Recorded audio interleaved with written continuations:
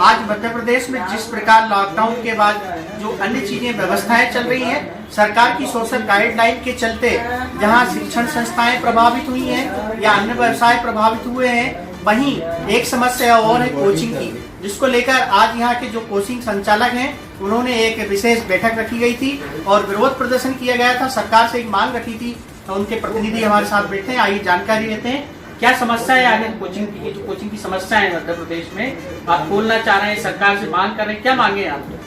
क्या हुआ कि पिछले 7 महीने से हमारी कोचिंग संस्थाएं बंद है।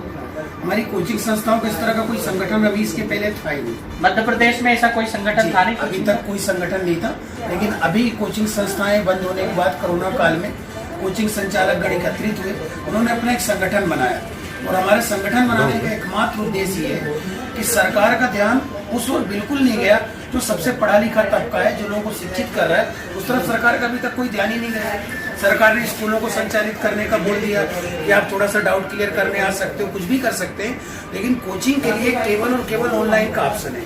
हम उस हाई लेवल कोचिंग को बिलोंग नहीं करते, हम एक मिडिल क्लास कोचिंग डायरेक्टर्स हैं। तो हम लोगों के साथ समस्या ये है कि बच्चा ऑनलाइन पढ़ना ही नहीं चाह रहा।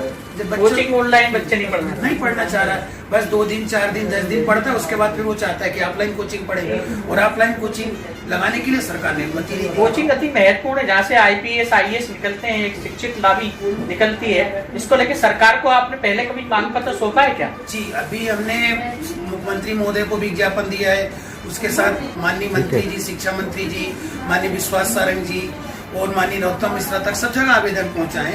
लेकिन जहाँ भी गए हमें केवल यही बात कहने को मिली है कि गाइडलाइंस के अगेंस्ट अभी नहीं, जब तक सोशल गाइडलाइन की बात की जाती है। जी गाइडलाइन के लिए की, लेकिन हमारी मांग ये है कि हमारी जो भी छात्र संख्या है, जो भी सेटिंग प्लान्स है, जो भी प्रदेश की कोचिंग है, जी प्रदेश की कोचिंग है, उसमें कम से कम 90% 40% स्टूडेंट के साथ सोशल गाइडलाइन के साथ जो भी हम सारे प्रबंध करने को तैयार है साहब।